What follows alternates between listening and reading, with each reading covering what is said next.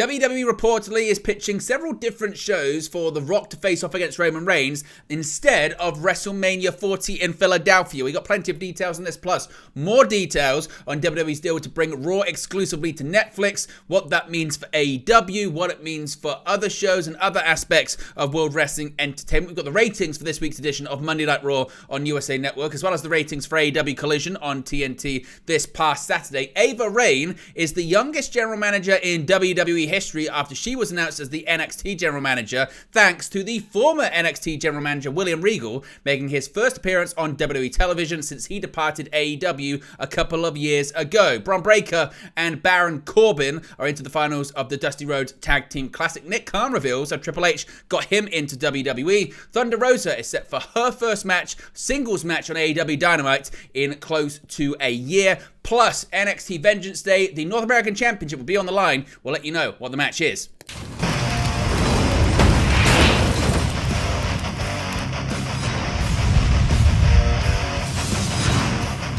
Hey guys, welcome back to Wrestling News 365. Hope everyone is doing very well. As always, there are plenty of news stories to get into in the world of professional wrestling. Let's start off talking about The Rock and Roman Reigns, as the world is now wondering that Dwayne Johnson is a TKO board of director. Is this confirmation? Is this seemingly a confirmation that he's going to be facing off against his cousin at WrestleMania 40? Now, some within WWE are reportedly pitching for The Rock versus Roman Reigns to happen at a different event rather than WrestleMania 40. Following the massive news that The Rock has taken a seat on the TKO board of directors, the Great One appeared on ESPN's First Take to discuss the news among other topics. During the appearance, The Rock was asked about any future appearances at the Royal Rumble, WrestleMania or otherwise, in which the 10-time world champion admitted that there was a chance that he could wrestle against his cousin Roman Reigns at the Showcase of the Immortals. Now, in a new update from Dave Meltzer on Wrestling Observer Radio, some new details were learned on The Rock's current status for Philadelphia in a couple of weeks' time, as well as the revelation that there may be some within the company pushing for the match to happen at an event in Saudi Arabia instead. Meltzer detailed, quote, "He has not signed as of today, January 23rd for WrestleMania. It is absolutely in play. It is not a done deal. He wants to do WrestleMania this year. There are forces that are interested in how much value he could bring to Saudi Arabia. He would rather do WrestleMania as it stands now. There's balls in play. Nothing is 100%. There are people who would like to convince him, if they can make a ton of extra money from Saudi Arabia, to do it there." Previously, Meltzer had reported that a three-way could potentially take place in the main event of WrestleMania 40 between Reigns, Rock, and Cody Rhodes. However, this was quickly shot down by other WWE sources. Now, of course, The Rock possibly facing off against Roman Reigns at WrestleMania 40 in Philadelphia would be a massive problem when it comes to Cody Rhodes finishing his story with regards to the undisputed WWE Universal Championship. Now, there's been much discussion regarding The Rock and Cody Rhodes, who will face Roman Reigns at WrestleMania, and how things will work out around what could be one of the biggest WrestleManias of all time. Now, images emerged from WWE's Day 1 event, the Day 1 edition of Raw, of The Rock and Cody Rhodes embracing backstage. Now, Sean Ross Sapp of Fightful has been told it was right outside of gorilla position and was caught on camera by both Rock's team as well as a WWE photographer. Several people were around to hear the exchange. Fightful have been told that the nature of the exchange, which was before Rock's promo, was that of support to Cody Rhodes and what he's been doing. Those that Fightful spoke to said that they got the feeling that The Rock wasn't there to stand in the way of anything, but did note it was before his promo, and most didn't know his head of the table line was coming. Now, there had been word going around WWE ahead of The Rock getting a board seat that WWE was trying to land him in some sort of contract or deal, but nobody expected anything to the scope of what happened yesterday with him being named on the TKO board of directors. Now, Fightful have also been told by sources close to The Rock that he's long been a proponent and supported of Cody Rhodes, even while he was within All Elite Wrestling. So, as for Rhodes' reaction to it, we don't really know. Of course, he did do an interview saying he wasn't too concerned about it. But when it comes to The Rock, seemingly they're suggesting that he's not going and not attempting to try and step on any toes. Now, of course, as I mentioned, it was a big day for The Rock yesterday, being named on the TKO board of directors as well as receiving the full rights to the name The Rock. Per WrestleVotes, The Rock actually made a surprise appearance at yesterday's WWE All-Staff meeting following his appointment to the TKO board of directors. WrestleVotes tweeted, quote, "I'm told The Rock made a surprise appearance this afternoon at the all-staff meeting held in Stamford, Connecticut at WWE headquarters to help celebrate a massive day for the company." So The Rock certainly was doing the rounds yesterday as well. Where do you think this match is going to take place? Do you think Roman Reigns versus The Rock is going to happen? I suppose that's the first question. But the next question is, where do you think it's going to take place? Is it going to be WrestleMania 40 this year in Philadelphia? Is it going to be next year at WrestleMania 41? Is it going to be at a Saudi show? Where do you think this match, if this match is going to take place, where do you think it's going to happen? Let me know your thoughts, as always, in the comment section below. Now, as I mentioned, yesterday was a massive day for WWE, revealing that Raw was to become exclusive to Netflix. And a new report has actually revealed WWE's ultimate goal following the Raw Netflix deal. Of course, yesterday, WWE announced that Monday Night Raw will be moving to Netflix in a new media rights deal starting in January 2025. The agreement is initially for 10 years and is worth in excess of $5 billion for the company throughout the duration of the deal. This follows WWE announcing SmackDown will be moving to the USA Network in October of this year, while NXT will go to the CW network at the same time. Meanwhile, WWE's premium live stream is exclusive to the Peacock app. However, according to Dave Meltzer, WWE's ultimate goal is to move everything to Netflix eventually. He said, quote, "The ultimate goal is very clear. When the SmackDown and NXT deal and the Peacock deal are up, in theory, because Netflix is already going to have the international rights to all these shows already, except in the markets where they're locked into a television deal, moving those over and being the home. It's the long-term play in theory." In a Wrestling Observer preview, Meltzer went on to add that he expects Netflix to become WWE's exclusive home in the United States eventually. He wrote, quote, "Given the nature of the already existing international deal, one would come to the conclusion that at the end of these deals, Netflix would have a good shot at becoming the US home for all the programming. And this would also open up the door for Netflix to do additional WWE projects such as documentaries. The first WWE/Netflix collaboration, a multiple-part series on the life of Vince McMahon, is expected to be released somewhat soon. Of course, Dave Meltzer actually participated in that project, and as previously stated, it is set to be released soon by the streaming giants. Now, Phil Brooks, formerly known, I guess better known rather, as CM Punk, has also reacted to Raw going to Netflix. Of course, CM Punk is also exclusive to Monday Night Raw in terms of WWE storylines, and he posted out the following on his Instagram story yesterday, which he's become quite famous or infamous for doing, simply saying, "Netflix and Phil," of course referring to his real name of Phil Brooks. Of course, Punk is set to compete live on television for the first time in a WWE ring in close to a decade this weekend at the Royal Rumble. He has worked 2 live events previously, but it's going to be his first televised match this coming Saturday. Now, speaking of, I guess, what Dave Meltzer is talking about, the possibility of everything being moved to Netflix in the future, what's going to happen when it comes to Peacock right now? Now, WWE announced a long-term partnership, as I mentioned, with Netflix yesterday, with Netflix set to become the exclusive home of Raw in a number of international territories, including the US, Canada, UK, and Latin America. It has also been announced that Netflix will become the home for all WWE shows and specials in international territories, including premium live events. Because of this, many fans have speculated that WWE is preparing to move away from Peacock, which is currently the home of WWE's premium live events in the United States. Speaking on the Pat McAfee show, WWE President Nick Khan reaffirmed that only non-US territories will have access to premium live events on Netflix, noting that Peacock will remain WWE's PLE partner in the US, while Raw is streaming on Netflix in the same region. Khan said, quote, "Our current partner in the United States on all of the premium live events like WrestleMania is Peacock on NBCU. They've been tremendous partners. This deal with Netflix is for premium live events for outside of the United States, excluding certain territories where we have existing deals like India, for example. It's Raw globally, again with a few exceptions there, but it's really a global enterprise with Netflix that should build to something even greater." So Nick Khan once again confirming that as of right now, it's going to be just in the UK and in other countries, but eventually it could be a situation where everything goes on Netflix in the future, just worldwide and in general. Now, some people have been wondering, what does yesterday mean for AEW? Of course, at one point, Raw was linked to be going to Warner Bros. Discovery properties like TNT and TBS, of course, their stations that AEW currently airs on, and that would be bad news for All Elite Wrestling. Now, prior to this announcement yesterday, as I mentioned, there were various rumours and reports indicating that WWE had been in talks with AEW's broadcast partner, Warner Bros. Discovery, to bring Raw to one of their networks. According to the Wrestling Observer's Dave Meltzer, the one way this deal affects All Elite Wrestling is that it ends any concern over WBD choosing WWE over them. He said, quote, "The one thing from an AEW standpoint is there will be no WWE on WBD. 100% no, it's not going to happen." And that was a big concern across the the board, because if they made the deal, that could very negatively affect AEW unless AEW was able to get a deal somewhere else.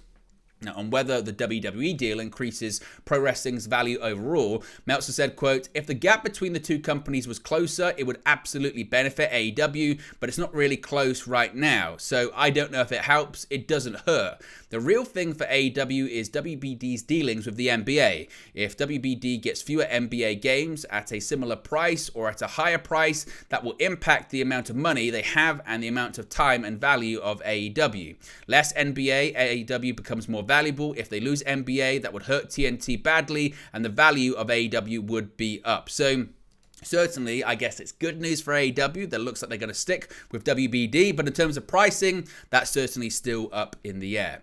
Now let's talk about the ratings for this past Monday's edition of Raw. Of course, it was the Go Home show prior to the Royal Rumble this weekend, and the Raw Royal Rumble Go Home show from this past Monday experienced a significant increase in the ratings compared to the previous week. According to a report by WrestleNomics, this past week's show saw a 19% increase in overall viewership, with 1.686 million viewers tuning in. This rise represented a 26% increase when compared to the previous 4 weeks of the show. There was an even higher uptick in the 18 to 49 demographic, with a rating of a 0.55, which represented a 22% gain compared to the January 15 edition of Raw.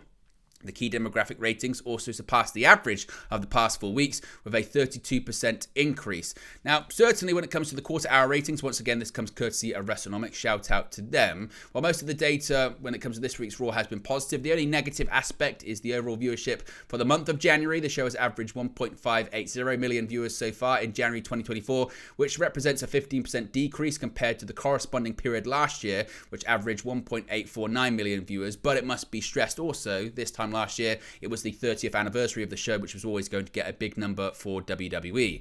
Now, the January 22nd edition of Raw opened with Seth Rollins, who revealed details about his injury and how he would have to be on the sidelines for a while, but promised he would defend his World Heavyweight Championship at WrestleMania. The show also featured an in-ring confrontation between CM Punk and Cody Rhodes, Nia Jax and Becky Lynch coming face-to-face once again, along with Bayley being involved, as well as an incredible match between Ivar and Chad Gable. The show closed off with a match between men's Money in the Bank winner Damian Priest and Drew McIntyre, where an R-Truth interference cost Damian Priest the match. So let me know your thoughts about the ratings, as always, in the comment section below. Speaking of ratings, we can talk about AEW Collision and their ratings on TNT this past Saturday. According to WrestleNomics, Collision drew 441,000 viewers. Now, this is up from the January 13 edition that drew 400,000 viewers. This is the highest total viewership for the program since December 23rd. In the key 18 to 49 demographics, Saturday show scored a 0.12 rating. This is also up from the week prior that scored a 0.10 rating. Now, in terms of the quarter hours, once again, shout out to WrestleNomics for their data and graphics when it comes to all of this. The show featured the Blackpool Combat Club's Bryan Danielson and Claudio Castagnoli defeating Ortiz and AEW Continental Crown Champion Eddie Kingston in the main event. Also, Adam Copeland defeated Dante Martin in the latest Cope Open, and Jon Moxley defeated Shane Taylor in the opener. Meanwhile, Thunder Rosa competed in her first singles match since August 2022 when she defeated Queen Aminata. So those are the ratings for Saturday's episode of AEW Collision. Now, last night we saw the return of William Regal to WWE programming for the first time since his exit from AEW. WWE NXT has a new sheriff in town, and her name is Ava Raine. Tuesday's episode of NXT marked an important meeting for the 22-year-old Ava Raine, as she was seen standing outside the office of Senior Vice President of Talent Development Creative Shawn Michaels. A returning William Regal then emerged from the office, sharing the news that Raine had been named the new general manager of NXT, making her the youngest general manager in WWE history.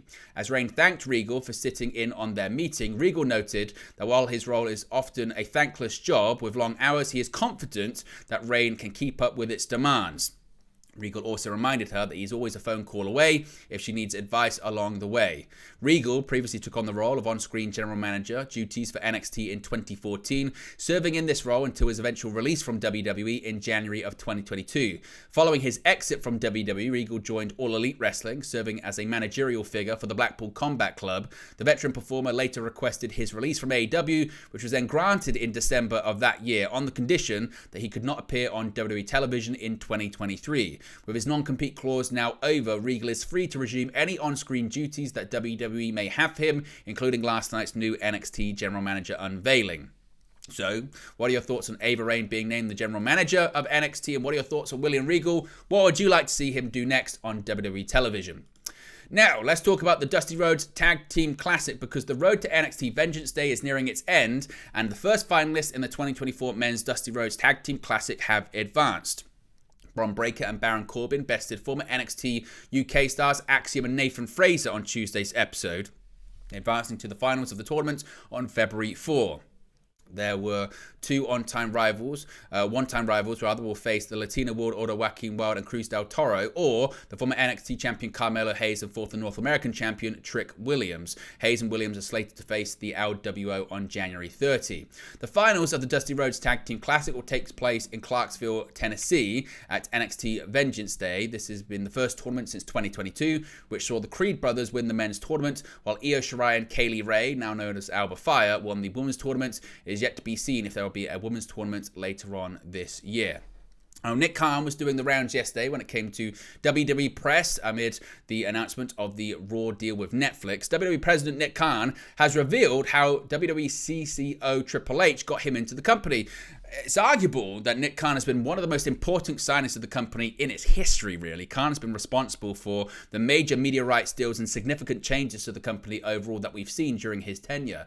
Many have wondered how the former high-profile agent became WWE management, but now we know how it all happened. On the latest edition of the Pat McAfee Show, Nick Khan appeared and was asked how he was introduced to the world of WWE, revealing that it was Triple H who got him into it. Khan said, quote, "Paul Levesque, the King of Kings, Triple H, he's the one who introduced me to WWE. When I was an agent, my prior profession, and I was trying to get into the WWE business, Paul had called me, an unsolicited call, and this was when Tim Tebow had just got cut by the Patriots.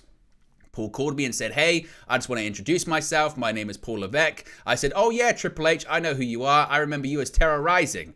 Revealing that Triple H originally contacted him for a match between Khan's client Tim Tebow and WWE's Big Show a few years ago. Khan said, quote, I said, I know WWE. I grew up a fan. I was an usher at WrestleMania 9 at Caesar's Palace. I asked whatever's going on. And he said, what do you think of Tim Tebow against the Big Show at whatever that WrestleMania was after the Patriots run? He offered some financial terms. I called Tim at the time. Tim and I then had a top secret meeting. Tim Tebow, myself, Vince McMahon and Triple H in Anaheim, California about that. On how the deal never transpired but led to him being brought into WWE, Khan said, quote, ultimately it didn't happen, but Triple H and I remained in touch, and over time, he was the one who said, hey, I think Vince may want to meet with you.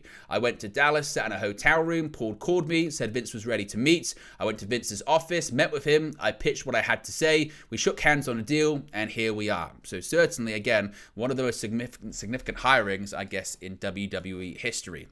Now, let's talk about Dynamite tonight, live on TBS. On the January 20 edition of AEW Collision, Thunder Rosa competed in her first singles match on AEW television since August 2022 when she defeated Queen Aminata. The former AEW Women's World Champion made her comeback from injury on the December 23rd episode of AEW Collision. She's been making more appearances recently, though. On Tuesday afternoon, AEW CEO Tony Khan announced that Thunder Rosa will face Red Velvet in singles action on this Wednesday's January 24 edition of AEW Dynamite.